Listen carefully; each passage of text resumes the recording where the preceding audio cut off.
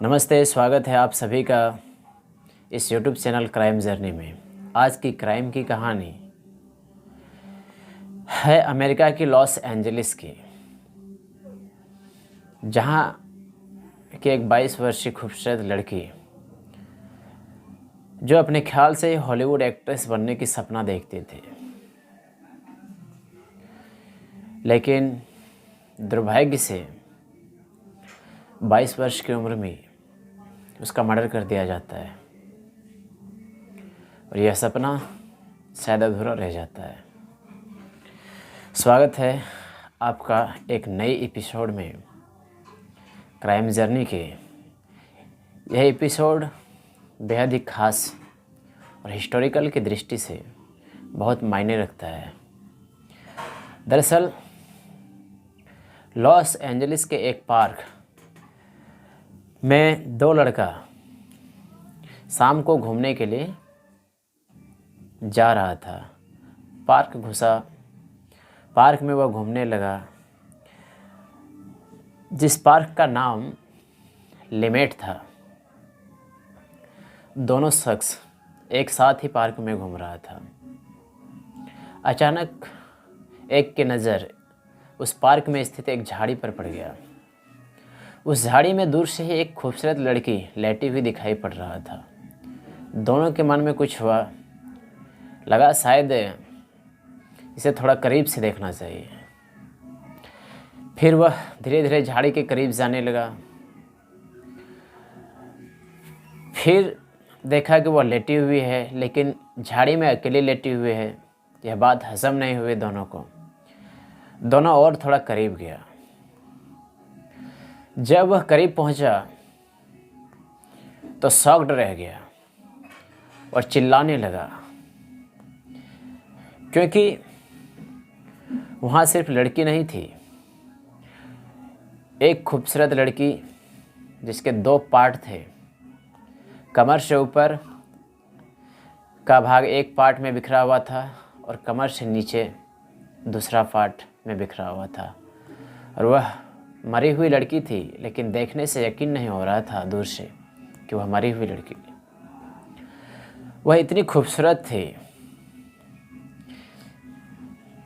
लेकिन जब दोनों दोस्त थोड़ा सा शांत हुआ, एक दूसरे को संतावना दिया, तब उन दोनों ने हिम्मत किया कि पुलिस को यह खबर दिया जाए। उन्होंने पुलिस को फ़ोन कर दिया। पुलिस मौके पे आ गई। पुलिस जब लाश के करीब गए तो वह भी आश्चर्यचकित था कि एक ऐसी लाश जो दो टुकड़े में बटा हुआ है, लेकिन ज़मीन में खून के एक भी निशान, एक भी बूंद नहीं पड़े थे। और उस लड़की के शक्ल में भी सर्जिकल चाकू से डिज़ाइन बना हुआ था। शायद कातिल के मन में यह आया हो कि सबको पहचाना नहीं जा सके। और दूसरी बात, पुलिस ने गौर किया कि उस लड़की के जांघ में चाकू से कुछ मांस काट के हटा दिया गया है, लेकिन वहाँ भी खून के कोई निशान नहीं थे। शायद वहाँ टैटूज था। टैटूज से भी उस सब की पहचान हो सकता था, इसलिए उन्होंने यह काम भी किया था। पुलिस उस लाश को उठाती है और पोस्टमार्टम के लिए भेज दिया जाता है। पुलिस को भी लगा शायद पहचानने में काफ़ी देरी होगी, क्योंकि कातिल बहुत शातिर था और एक सर्जिकल ब्लेड से ऑपरेशन किया हुआ था, काटा हुआ था, एक भी हड्डी टूटा हुआ नहीं था उसके शरीर में। और जबकि शरीर को दो भाग कर दिया गया था, तो पुलिस को यह भी लग रहा था शायद वो एक डॉक्टर होंगे या मेडिकल सर्जन जरूर होंगे। लेकिन पोस्टमार्टम हो गई लाश की। उसके फिंगरप्रिंट से उस लाश को पहचाने जाने लगा। तो पहचानने में ज़्यादा वक्त नहीं लगा। पुलिस ने 1 घंटे के अंदर ही उस लाश की पहचान कर ली। वह लाश एक 22 वर्षीय खूबसूरत लड़की एलिजाबेथ शॉर्ट की थी। इतनी जल्दी पहचान होने का कारण भी यही था कि एलिजाबेथ शॉर्ट अंडर एज शराब पीने के मामले में गिरफ्तार भी हो चुकी थी और उसकी पहचान पुलिस के पास था। दूसरा कारण यह था कि उन्होंने वहाँ के सरकारी विभाग आर्मी के एक डिपार्टमेंट में जॉब के लिए अप्लाई भी की थी। उसके सारा कागजात वहाँ पे अवेलेबल था। तो उस लड़के को पहचानने में ज़्यादा लेट तो ना हुई। फिर पुलिस ने जांच करने की शुरू की, आखिर यह कत्ल कैसे हुई। पुलिस ने उस लड़की का घर का पता डिटेल से मंगवाया। फिर उसके घर गए पूछताछ करने कि आखिर यह लड़की करती क्या थी और यह कहाँ की है। तो पुलिस को पता चला कि वह लड़की एलिजाबेथ शॉर्ट बॉस्टन में पैदा हुई थी। उसके माँ बाप और उन लोग 5 भाई बहन थे। एलिजाबेथ को मिलाकर 5 भाई बहन थे। उसके पिता एक छोटी सी कंपनी में काम करते थे बॉस्टन में ही, लेकिन वहाँ शायद गुजारा ना हुआ या आर्थिक तंगी हो गई, तो उन्होंने इन सब को छोड़कर लॉस एंजलिस आ गए। अब यहीं पे उसके पिता रहते थे। 5 भाई बहन का पालन पोषण उसकी माँ ने की थी। ज्यों ज्यों एलिजाबेथ बड़ी होती चली गई, इसके सपने और भी बड़े होते चले गए। यह इतनी खूबसूरत थी कि इसे लगता था कि शायद हॉलीवुड में कोई न कोई फिल्म में मुझे काम मिल जाएगा और मैं हॉलीवुड में काम करना शुरू कर दूंगी और मेरी ज़िंदगी अच्छी हो जाएगी। लेकिन फ़िलहाल उसके पास आर्थिक तंगी थी। वह भी बॉस्टन से अपने पिता के यहाँ लॉस एंजलिस आ गए। लॉस एंजलिस आ तो गए, लेकिन पिता से उतने बनने नहीं लगा, क्योंकि यह खुले दिल की थी। जब मर्जी पार्टी में जाते शराब पी लिया करते थे।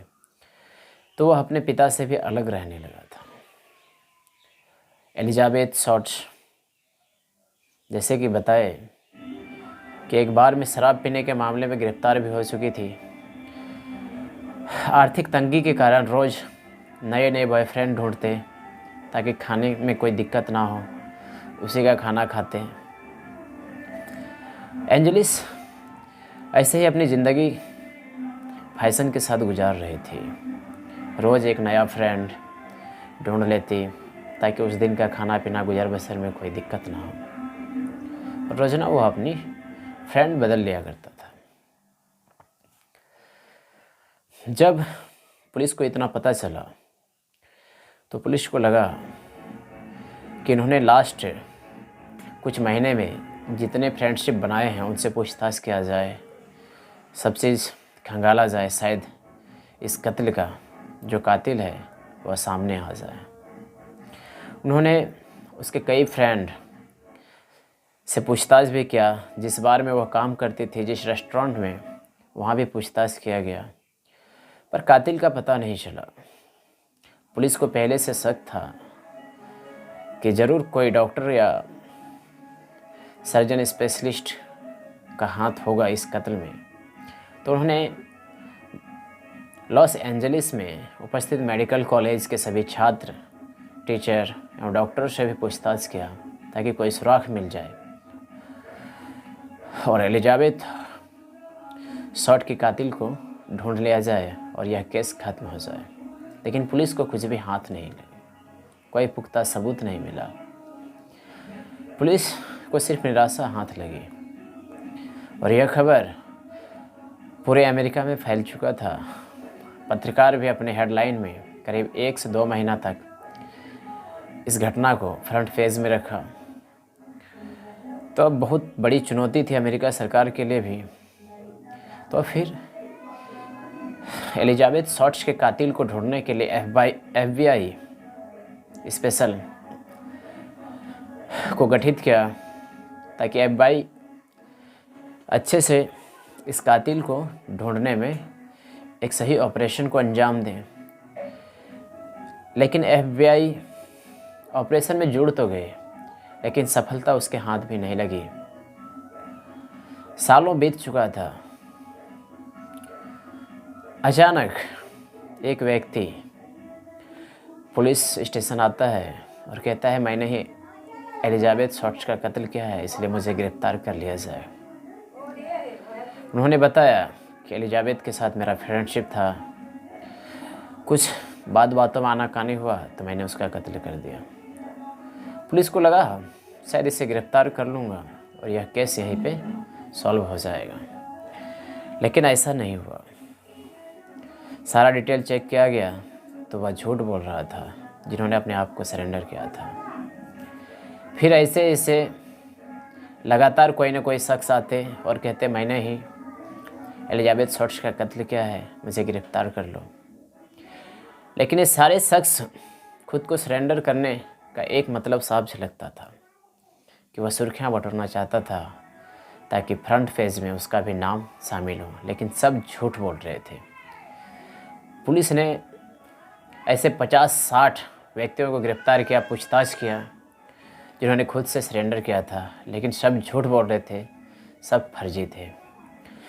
इसलिए पुलिस को कातिल का पता नहीं चल रहा था जिन्होंने यह मर्डर किया था। FBI को भी निराशा हाथ लगी। कहीं से उस कातिल को पता ढूंढने में नाकाम रहा। अचानक एक बार अखबार वाले को फ़ोन आया। एक अनजान शख्स ने फ़ोन किया और उन्होंने कहा कि एलिजाबेथ शॉर्ट्स का कत्ल मैंने ही किया है, उसका प्रूफ भी मेरे पास है और एलिजाबेथ के भी कुछ प्रूफ मेरे पास है, मैं कुरियर के द्वारा भिजवा दूंगा, लेकिन हाँ मुझे पकड़ने का कोशिश मत करना, नहीं तो अंजाम बहुत बुरा होगा। उन्होंने कुरियर के द्वारा एक लेटर भेजा। उसमें एलिजाबेथ के कुछ पर्सनल डॉक्यूमेंट थे, जैसे जन्म प्रमाण पत्र, उसके कुछ डिटेल थे। उससे अखबार वाले को लगा शायद यह व्यक्ति सच बोल रहा है, एलिजाबेथ शॉर्ट्स का कत्ल शायद इन्होंने ही किया है। उन्होंने एक के बाद एक कई लेटर भेजे, जिससे थोड़ा लगता था कि शायद वह शख्स एलिजाबेथ शॉर्ट्स का कत्ल किया है, लेकिन पूरी तरह से सत्यापित नहीं हो पा रहा था। पुलिस ने फिंगरप्रिंट के द्वारा उसे ढूंढने का कोशिश किया, लेकिन जिस शख्स ने यह कुरियर के द्वारा लेटर भेजा था उन्होंने पेट्रोल की सहायता से फिंगरप्रिंट भी मिटा दिया था। इसलिए फिंगरप्रिंट ढूंढने में भी पुलिस को काफ़ी परेशानी हुई। लेकिन 10 लेटर में से एक लेटर में एक फिंगरप्रिंट मिला। जब उस फिंगरप्रिंट के माध्यम से उस शख्स को पकड़ा और शख्स का फिंगरप्रिंट मिलाना चाहा तो पता चला कि यह फिंगरप्रिंट भी गलत है और पुलिस को फिर से निराशा हाथ लगी। और एलिजाबेथ शॉर्ट्स की चर्चा पूरे अमेरिका में हो रही थी। बड़े आश्चर्य की बात था, यह कत्ल एक रहस्यमय कत्ल बन चुका था, जिसके कातिल को ढूंढ पाना पुलिस और FBI के लिए भी नामुमकिन सा लगने लगा था। एक दिन जॉर्ज हेडल के बेटे स्टीव होडल, जो कि वहाँ के मेडिकल कॉलेज के टीचर थे, उन्होंने एक किताब लिखा और उन्हें बताया कि मेरे पिता के पर्स से एलिजाबेथ शॉर्ट्स का फ़ोटो बरामद हुआ है और कुछ डॉक्यूमेंट भी बरामद हुआ है, जिससे ये कहा जा सकता है कि एलिजाबेथ शॉर्ट्स का कत्ल कोई और नहीं किया है बल्कि मेरे पिता जॉर्ज होडल ने ही किया है। लेकिन जॉर्ज होडल अब इस दुनिया को अलविदा कह चुके थे, लेकिन उसके बेटे स्टीव होडल यह दावा कर रहा था। पुलिस को इसमें कुछ सच्चाई भी मालूम हुआ, क्योंकि पुलिस को तो पहले से शक था कि यह एक मेडिकल कॉलेज के कोई स्पेशलिस्ट सर्जन होंगे या फिर स्पेशलिस्ट डॉक्टर होंगे सर्जन के, जबकि स्टीव होडल के पिता एक मेडिकल के अच्छे सर्जन थे और डॉक्टर भी थे। और जॉर्ज होडल एक प्राइवेट कमरा रखा हुआ था, जहाँ पे उसके अनुमति के बिना किसी को भी अंदर आने नहीं दिया जाता था। जॉर्ज होडल की मृत्यु के बाद स्टीव होडल ने यह बात भी बताया कि मेरे पिता ने शायद उसका कत्ल इसी कमरे में किया था और बहुत सफाई से किया था। इसमें स्टीव होडल के एक सौतेला बहन ने भी उसकी साथ दी, इस बात को सही साबित करने के लिए, क्योंकि जॉर्ज होडल उस टाइम लॉस एंजलिस में थे जब एलिजाबेथ शॉर्ट्स का कत्ल हुआ था। लेकिन कुछ महीने के बाद वह बॉस्टन चला गया था और बॉस्टन में भी उसी तरह का एक कत्ल की घटना सामने आया था जो जॉर्ज हॉडल के घर से आधे किलोमीटर दूर पर स्थित था। और उस कत्ल में सबसे बड़ी बात यह देखा गया था कि शव पर लिखा हुआ था लाल अक्षर से BD अर्थात ब्लैक डालिया।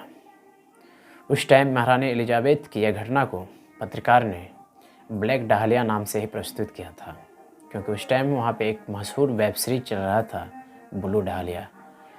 उसकी कहानी भी इससे थोड़ी मिलती जुलती थी और रहस्यमयी थी, इसीलिए वहाँ के पत्रकार ने भी इस कत्ल की जितनी भी चर्चाएं थी इसको ब्लैक डालिया के नाम से प्रचारित किया था और अपने पेपर और न्यूज़ में छापा भी था। तो एलिजाबेथ शॉर्ट्स की कत्ल को बॉस्टन में हुए कत्ल के साथ भी जोड़कर देखा गया। पुलिस दोनों कत्ल को साथ कर जोड़कर देखने लगा कि बॉस्टन में हुई कत्ल और एलिजाबेथ शॉर्ट्स के कत्ल वे एक जैसा ही था। इसलिए पुलिस ने दोनों को साथ जोड़कर जब देखा फिर भी उसे निराशा ही हाथ लगा, क्योंकि अब ना तो जॉर्ज हॉडल इस दुनिया में थे और ना तो एलिजाबेथ शॉर्ट्स। अब करे तो क्या करें। इस क्राइम की, इस कत्ल के कातिल को आज तक पकड़ा नहीं गया कि इसकी सच्ची कातिल कौन है। लेकिन स्टीव हॉडल इस बात को अपने बुक में दावे के साथ बताया और लिखा कि एलिजाबेथ शॉर्ट्स का कत्ल उसके पिता जॉर्ज हॉडल ने ही किया था। यह घटना आज तक रहस्यमय बना हुआ था और आज भी रहस्यमय बना हुआ है। आज करीब 75 वर्ष होने को है इस घटना का, लेकिन कातिल का पता, मुजरिम कौन है, आज तक ढूंढा नहीं जा सका। अमेरिकी की क्राइम इतिहास में यह घटना उस लिस्ट में शामिल है जहां FBI चाहा, पुलिस ने भी चाही, लेकिन कातिल को पकड़ नहीं सका। यह अमेरिका के सबसे रहस्यमय मर्डर में से एक है। इस रहस्यमय मर्डर को ब्लैक डालिया नाम दिया गया। बाद में इसके ऊपर कई सीरीज़ बने, मूवी भी बनाई गई और काफ़ी सुर्खियाँ बटोरा। तो आज की यह कहानी ब्लैक डालिया एलिजाबेथ शॉर्ट्स के ऊपर थी। यह कहानी आप लोगों को कैसी लगी कमेंट बॉक्स में अपना जवाब ज़रूर दें और इसी तरह की कहानी सुनने के लिए इस चैनल को ज़रूर सब्सक्राइब कर लें और ऑल की नोटिफिकेशन बेल पर भी क्लिक कर दें ताकि ऐसी कहानी आप तक सबसे पहले पहुंच सके। मिलते हैं एक नई कहानी के साथ अगले एपिसोड में। तब तक के लिए धन्यवाद।